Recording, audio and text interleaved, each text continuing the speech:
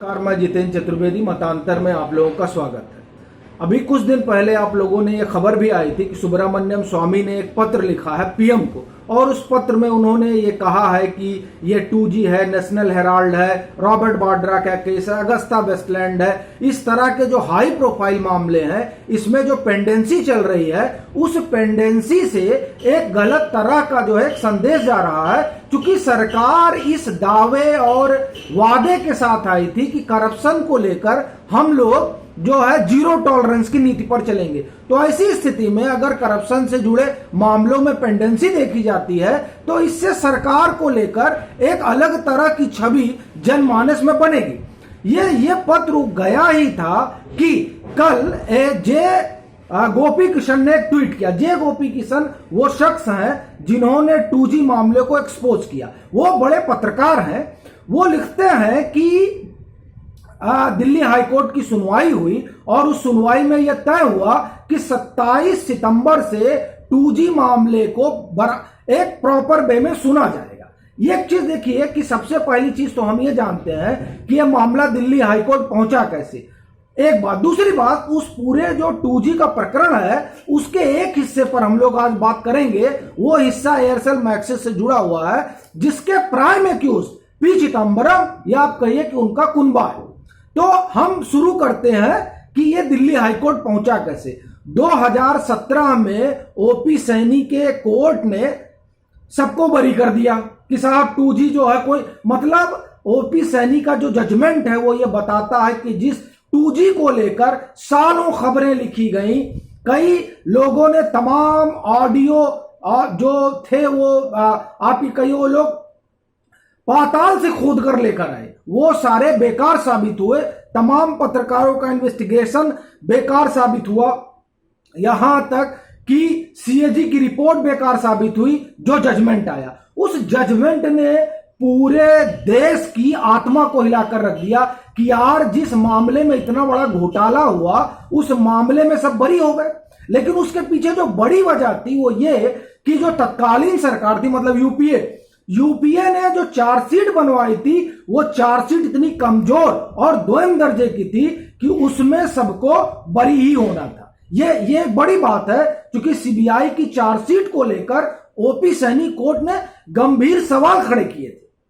तो ये पूरा मामला हुआ और जब वो बरी हो गए, मतलब उनके पक्ष में फैसला आ गया जितने एक्यूज थे, तब 2018 में सीबीआई और ईडी ने उस फैसले को चुनौती दी दिल्ली हाईकोर्ट में।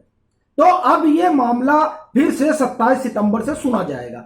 इसमें हम जिस मसले पर बात करेंगे वो मसला है P Chidambaram Aircel Maxis deal. और इसमें अगर एसके श्रीवास्तव का जो सीबीआई को लिखा गया लंबा खत है, अगर उसको भी जोड़े तो इस पूरे मामले में एनडीटीवी का भी इन्वॉल्वमेंट हो जाता है। देखिए, इसमें यह कहा जाता है, यह आरोप है पी चिदंबरम के ऊपर कि एयरसेल मैक्सिस जो डील है उस डील में 3600 करोड़ रुपए, मतलब वो 800 मिलियन डॉलर की डील थी। और बतौर 800 मिलियन डॉलर और बतौर वित्त मंत्री ये, और जो विदेशी संवर्धन बोर्ड है, विदेशी निवेश संवर्धन बोर्ड, वो उसके चेयरमैन के हैसियत से ये सिर्फ 600 करोड़ रुपए का ही के निवेश की अनुमति दे सकते थे। अगर उससे ज्यादा की अनुमति इनको देनी होती तो उसके लिए इनको जो कैबिनेट के साथ बैठना पड़ता, मतलब ये तब इनका निजी मामला नहीं हो जाता। ये कैबिनेट की जो हाई पावर आप ये समझिए कमेटी है, वो ये निर्णय लेती कि साहब 600 करोड़ से ऊपर की बात होनी है। लेकिन इसमें आरोप है कि दरअसल इन्होंने किसी से पूछा था, चाहे नहीं, और स्वमोटो इन्होंने 3600 करोड़ रुपए निवेश की अनुमति दे दी। ये इनके ऊपर गंभीर आरोप है। और इस आरोप के चलते ये माना जाता है कि इसमें इनको, मतलब इनको जो है कुछ आप ये समझिए खुश करने के लिए आप उसे कह सकते हैं कि ब्राइब मिला। देखिए, ये कहा जाता है कि $2 लाख, मतलब करीब 90 लाख रुपए जो है इनके बेटे कार्ति चिदंबरम के चेस मैनेजमेंट सर्विस में गए। ये जो पूरी डील हुई उस डील के मातहत फिर 2 लाख जो है एक जो है सॉफ्टवेयर कंपनी के जरिए आए। ये सारी चीजें जो है ये उस समय खबर हुई थी। ये खबर है 25 अक्टूबर 2018 की। ये इंडिया टुडे की खबर है और इस खबर के जरिए ये बताया गया है कि किस तरीके से किसको किसको ब्राइब दिया गया और सब मिला जुला के ये जो एक इन्वेस्टमेंट होना था। देखिए एयरसेल जो है वो हिंदुस्तान की कंपनी है, 3600 करोड़ रुपए की ये बिकनी थी। इसको मैक्सिस ने खरीदा और ये बात तब डिस्क्लोज हुई। देखिए खरीदा ये तो सबको पता था, लेकिन उसकी शेयर होल्डिंग इसमें 99% की है। ये तब एक बात बाहर आई जब मलेशिया में, चूंकि ये जो मैक्सिस है ये मलेशियन कंपनी है, जब मलेशिया के एक स्टॉक एक्सचेंज में इस कंपनी ने कहा कि एयरसेल में हमारी 99% जो है हमारी हिस्सेदारी है, तब इस बात ने सबको चौंकाया और तब ये सुब्रमण्यम स्वामी ने इस पूरे मामले को उठाया और एक एक चीज बाहर रखी कि किस तरीके से ये जो है इनका 74% तक इन्वेस्टमेंट का जो एक क्राइटेरिया था उसमें 65% आया। मतलब 65% का निवेश पहले इनके जरिए आया, इनके मतलब मैक्सिस के जरिए। उसके बाद में 2-3 बैकडोर चैनल हुए जिसमें अपोलो समूह का भी नाम आता है। तो वो जो 2-4 बैकडोर चैनल हुए, उन बैकडोर चैनलों के जरिए पैसा आया। पैसा का मतलब आप ये एयरसेल मैक्सिस में पैसा आया और ये जो पूरी डील हुई उसकी एवज में कुछ ब्राइब मिला। ये एक इनके ऊपर आरोप है जो एसके श्रीवास्तव ने भेजा है सीबीआई को अपना लंबा खत। उसमें तो इनका ये कहना है, उनका ये दावा है। अब उस दावे की उस एंगल पर जांच सीबीआई करता है नहीं करता है वो एक अलग मसला है, लेकिन उन्होंने सीबीआई को एक लंबा पत्र लिखा।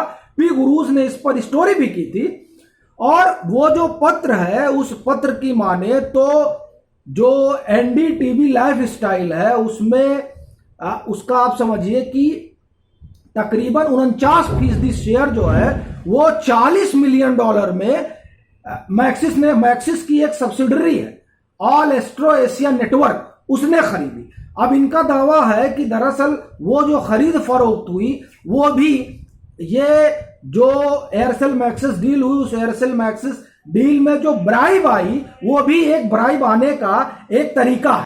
अब ये जो एसके श्रीवास्तव का दावा है उसमें कितनी सच्चाई है वो अपने आप में छानबीन का विषय है और उस पर अगर सीबीआई को उचित लगेगा तो वो छानबीन करेगा। लेकिन एनडीटीवी को लेकर जो एक कंट्रोवर्सी है वो एक कंट्रोवर्सी ये भी है कि जिस कंपनी की कुल एसेट ही आप समझिए नॉमिनल है उसमें अगर $40 मिलियन का इन्वेस्टमेंट होता है और महज 49% शेयर के लिए, और वो तो ये भी कहते हैं कि 49% शेयर उन्होंने खरीदा और फिर वो भूल गए कि हमने कहीं इन्वेस्टमेंट भी किया।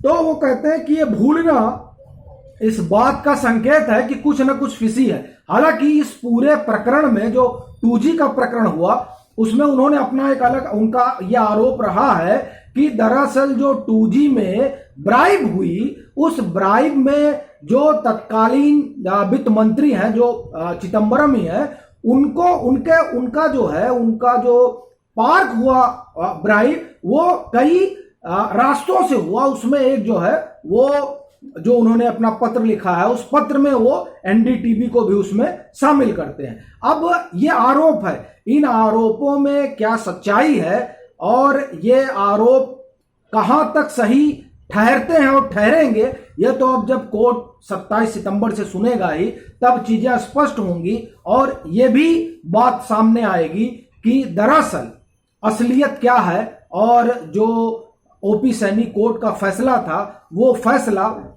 ये तो कहा जा रहा है कि तब तत्कालीन सरकार ने उसमें बड़ा उलटफेर किया था, लेकिन अब सीबीआई और ईडी जिसने उस फैसले को चुनौती दी है तो अब वो कितने अप्रोप्रिएट डॉक्यूमेंट के साथ वहां जाती है। लेकिन जिस तरीके से स्वामी की चिट्ठी के तुरंत बाद ये पूरा मामला दिल्ली हाई कोर्ट में एक बार फिर से जो है चर्चा में आया और 27 सितंबर से इसकी सुनवाई होगी, ये कोर्ट कह रहा है। उससे एक चीज स्पष्ट होता है कि इसमें जो अपने स्वामी सुब्रमण्यम स्वामी ने जो दस्तावेज इकट्ठा किए हैं, संभवतः उसकी मदद भी सरकार ले और वो बतौर एविडेंस कोर्ट में रखा जाए। चलते हैं, फिर मिलेंगे एक नए मसले के साथ। तब तक के लिए राम राम।